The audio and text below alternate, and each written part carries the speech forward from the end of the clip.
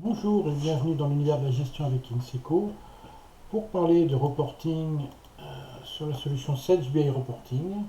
Et ce que je vous propose d'aborder, c'est d'orienter sur un axe paye et RH. Donc là, on va voir comment créer les tableaux de bord sur Sage BI Reporting. Un tout petit résumé quand même de la solution reporting qui permet de créer des tableaux de bord sur mesure, adaptés à vos besoins et à vos structures. On est sur un environnement Excel, donc pas de syndrome de la feuille blanche, il n'y a pas besoin d'être expert Excel niveau 2, 3, 4, 5. Dès lors qu'on sait faire des additions, tout le monde se débrouille avec Sage BI. Multilogiciel, même si là on va parler plutôt orienté sur la paye, Sage BI est capable de se connecter à la compta, à la facturation, à la production, etc. Et à la paye, bien évidemment. Solution en temps réel, excepté pour la paye qui nécessite une petite synchronisation, hein, mais il n'y a pas d'export, import à faire. Pour l'utilisateur, c'est tout à fait transparent.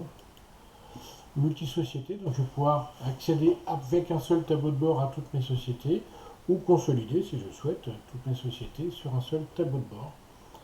Et après, partager d'un simple clic, très simplement, comme un fichier Office ou à partir des solutions complémentaires offertes par Sage BI Reporting. Ce que je vous propose, c'est vraiment de rentrer dans l'exemple de création de tableau de bord. Et donc, je vais ouvrir mon Excel, qui est un Excel tout à fait standard. Ça fonctionne à partir d'un Excel 2013.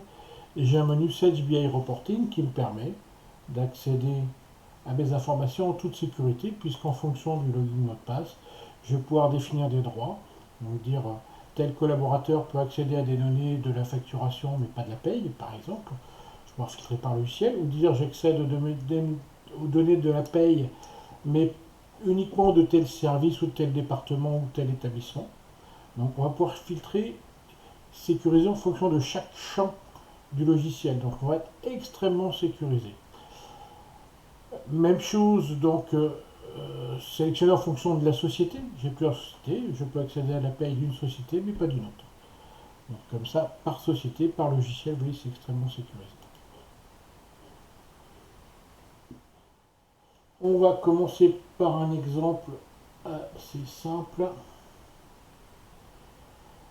Je vais prendre, sortir ici une liste de mes salariés qui ont des absences.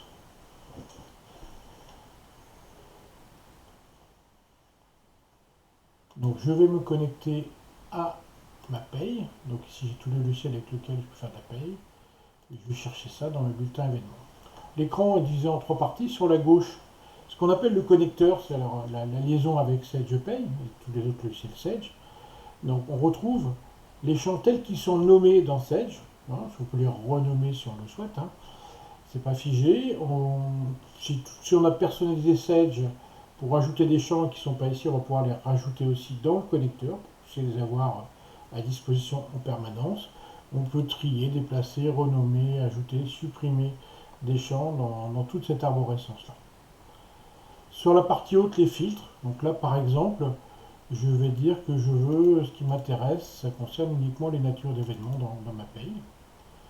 Et je vais prendre la période, je vais prendre uniquement l'année 2022, par exemple. Qu'est-ce que je mets dans mon tableau en bas à droite? Je vais mettre le nom du salarié. Et puis, je vais mettre le nombre d'heures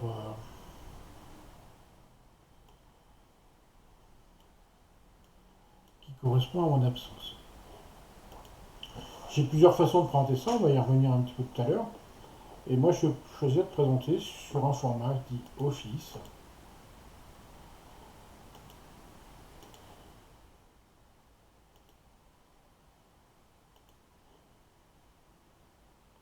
Voilà. J'ai trois salariés qui ont des absences sur l'année 2022. Donc des heures. Bien évidemment, je suis sur un tableau Office, donc tout ce que je connais d'Excel, les mises en forme de tableau ici, les filtres, toutes les conditions, etc. Le fait de pouvoir mettre des, le fait de pouvoir mettre des mises en forme conditionnelles, des couleurs, des flèches, etc., etc. Tout ce que vous connaissez d'Excel, on va le retrouver exactement de la même façon sur les tableaux ici. Bien sûr, les modifications que je ferai sont conservées lors du rafraîchissement. Si j'enregistre mon fichier, c'est un fichier Excel standard. Donc, pas d'export particulier, j'enregistre un fichier Excel standard. Et la prochaine fois que je reviendrai, j'aurai juste à aller dans le menu 16 billes reporting et dire recalculer pour mettre à jour mon tableau. Je viens de faire ce tableau-là, j'ai mes absences pour l'année 2022 par exemple. J'aurais pu, dès le début, parce que je me dis que je vais peut-être changer les périodes, donc je vais ici, quelle période? Je vais mettre quelle année, pour être gentil. Et je vais modifier mon tableau pour dire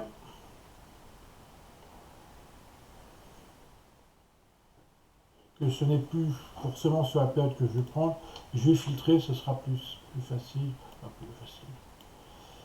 Je vais filtrer directement sur l'année et je vais directement sélectionner ma cellule D2.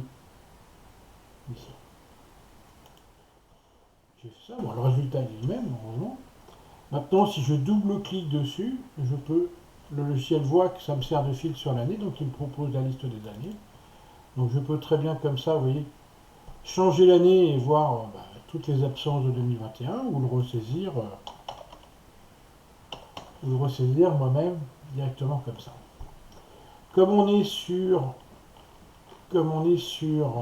de l'Excel, tout ce que je connais d'Excel, je peux voir la part que ça représente dans mes absences totales. Là, on est sur d'Excel au niveau standard, basique. Je vais mettre en format pourcentage.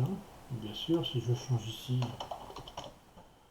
2021, voilà, je m'aperçois qu'ici, j'ai la part des absences de chacun. Ici, j'aurais pu trier par ordre décroissant. Voilà, quel est celui qui me génère le plus d'absences sur la période? C'est une possibilité aussi, il y en a beaucoup dans le logiciel. Et ici, je vais mettre en mode décroissant, et c'est mon premier critère de tri. Voilà, donc ici, oui, très simplement, je change et je tourne. Par contre, je suis assez surpris du montant de 735. Bien sûr, je peux retourner dans ma paye, ouvrir l'historique, aller voir dans tout mon logiciel de paye pour retrouver cette valeur de 735. C'est pas forcément ce qui m'intéressait. J'ai une fonction de détail qui porte bien son nom, ce qui me permet de détailler la valeur, et c'est moi qui vais choisir qu'est-ce que je veux comme détail. Je vais dire, ok, moi j'aimerais bien avoir déjà le détail par période par mois, ici, on va le mettre comme ça parce qu'on est en mois là. Et puis, dans mes absences, dans les natures d'événements, pardon, ici, je veux bien la date de début, la date de fin de l'absence, et le motif. Ok, et je vais appeler ça détail absence.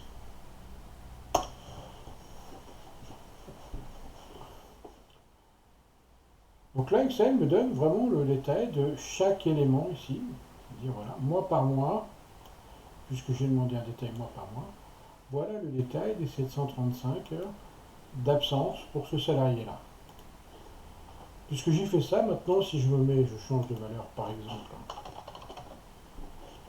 et je me mets sur n'importe quelle valeur d'un salarié, je peux réappeler la fonction de détail d'absence et avoir ici le détail pour ce salarié-là, savoir les dates de début, dates de fin et les répartitions par mois, voilà, visuellement. Voilà une première possibilité de faire des tableaux. On va se faire un deuxième onglet ici pour voir comment on peut faire un tableau croisé.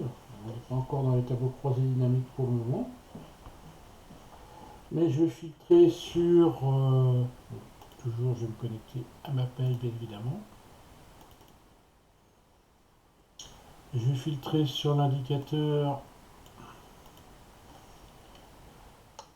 Je cherche à regarder ce que j'ai donné comme prime. Donc je vais filtrer toutes les primes, je vais mettre ça en colonne, je vais mettre le nom de mon salarié. Après je peux mettre beaucoup de choses, hein. Je vais mettre le matricule,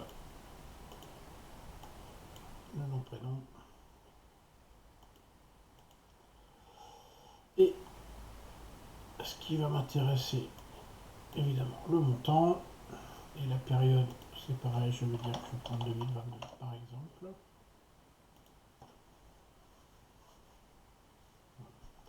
Très simplement, vous voyez, je récupère un tableau avec mes salariés. L'ensemble de mes primes sont accessibles ici. Hein. Bien sûr, après, on n'est plus dans le BI, hein, mais si je veux, je peux aller... voilà.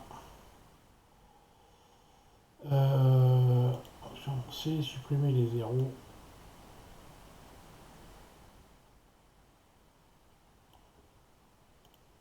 Pour faciliter la lisibilité comme ça. Et là, je retrouve, et ce tableau-là va s'adapter automatiquement en fonction des différentes primes que je pourrais être amené à créer par la suite. Ma paye, elle évolue. J'ai des salariés qui rentrent, qui sortent. Je crée des primes supplémentaires, je supprime. Mon tableau va s'adapter automatiquement en fonction de ce qui est dans ma paye.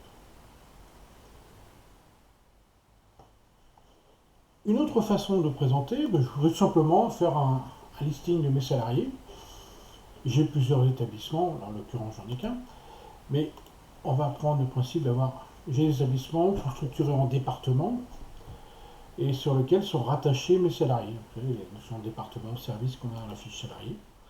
Donc, toujours le même principe, je vais chercher au niveau de ma fiche salarié, je veux dire, voilà, je vais avoir la liste par département et par établissement, matricule, sexe, date de naissance, etc., etc. Et ce que je veux dire, bah tiens, moi je voudrais avoir que ça soit qu'il y ait une rupture au niveau de mon établissement, bien voir ce qu'il y a dans chaque établissement et dans chaque département. Voilà, donc ici, je vais aller un tout petit peu plus loin pour tout de suite optimiser l'affichage et dire, bah, chaque fois que je change d'établissement, bah, je vais mettre une petite ligne voilà, en orange, et quand je changerai de département, je vais mettre une ligne en vert. Je ne vais pas afficher les totaux, ça ne m'intéresse pas.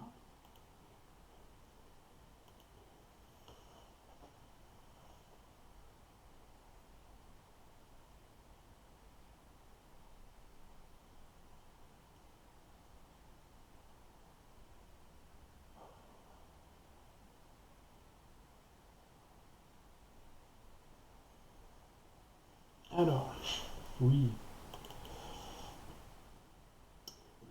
j'ai oublié un tout petit truc.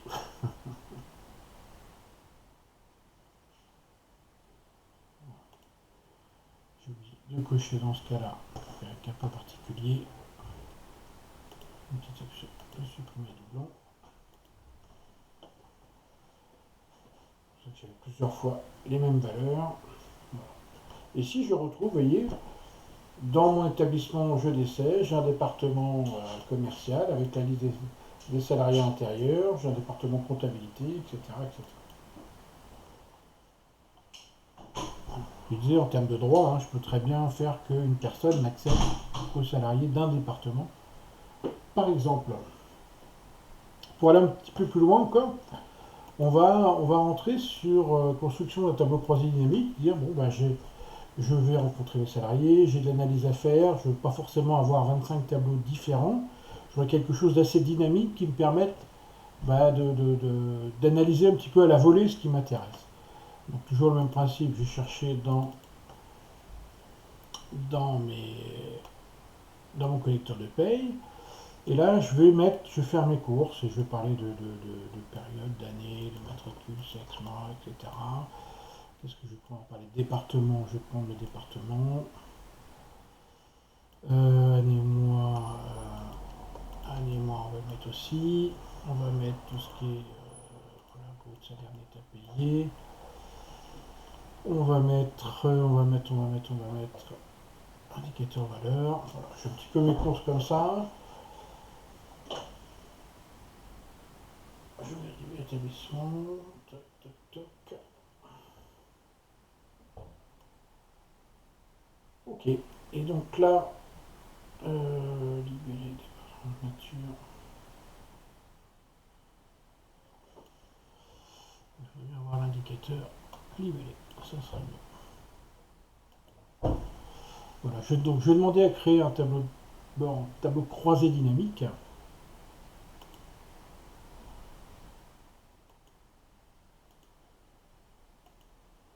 Vous allez voir que c'est très simple, hein.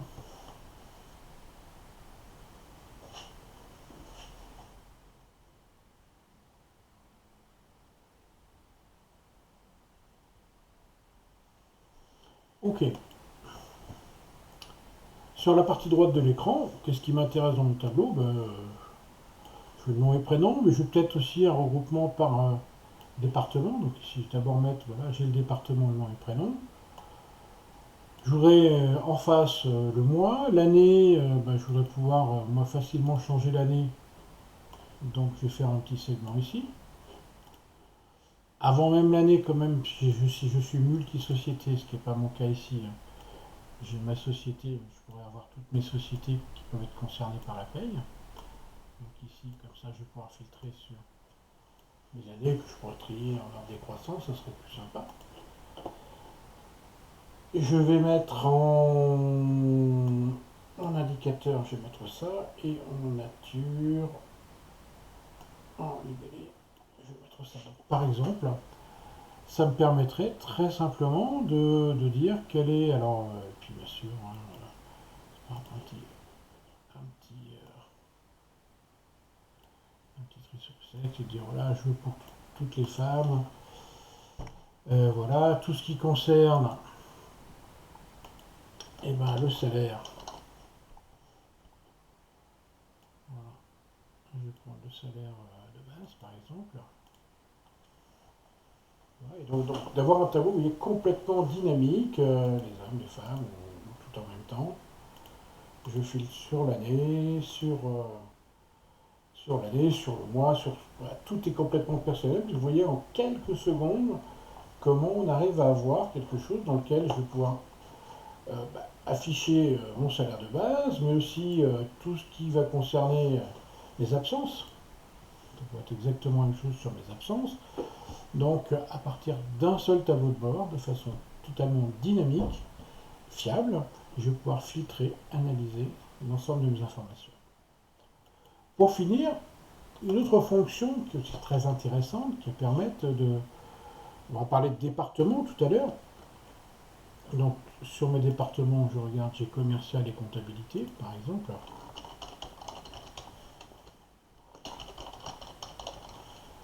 Pour des raisons qui m'appartiennent, je voudrais compter combien j'ai d'hommes et de femmes dans chacun de mes départements. Okay.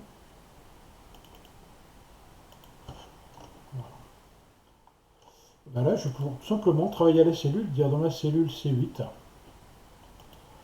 Alors, je vais plutôt le faire comme ça, vous allez voir, on va gagner. Ça serait mieux comme ça.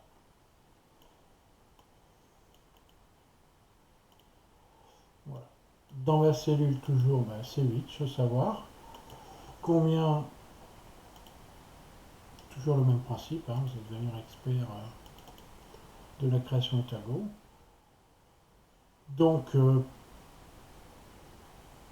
combien de personnes ont le sexe qui est indiqué ici, avec un département qui est indiqué ici. Et moi, ce qui m'intéresse, c'est de savoir combien j'ai de personnes. Donc, je vais compter le nombre de personnes ici, tout simplement. Ok, j'ai 4 femmes dans le service commercial. Voilà, je centrerai, mettre un peu plus gros, etc. Si je déplace et je fais un copier-coller sur la droite, ça se calcule aussi pour les hommes. Et si je déplace sur le bas, c'est pareil. Je pourrais maintenant tout simplement faire un copier-coller sur tous les champs. Et si je double-clique sur le champ comptabilité, je peux maintenant, au lieu de les taper, tout simplement sélectionner les différents services qui m'intéressent d'adapter. Parce que je peux peut-être vouloir, par exemple, regrouper ressources humaines et services généraux. Voilà. Donc comme ça, ce fonctionnement-là à la cellule, il me permet d'être vraiment très très très très personnalisé. Je dis, et dans telle cellule, je veux telle information. Libre à vous maintenant de la mettre en forme, de la retraiter, de l'afficher d'une façon X ou Y. Merci pour votre attention. On reste à votre entière disposition sur notre site internet ou par le téléphone. À très bientôt. Au revoir.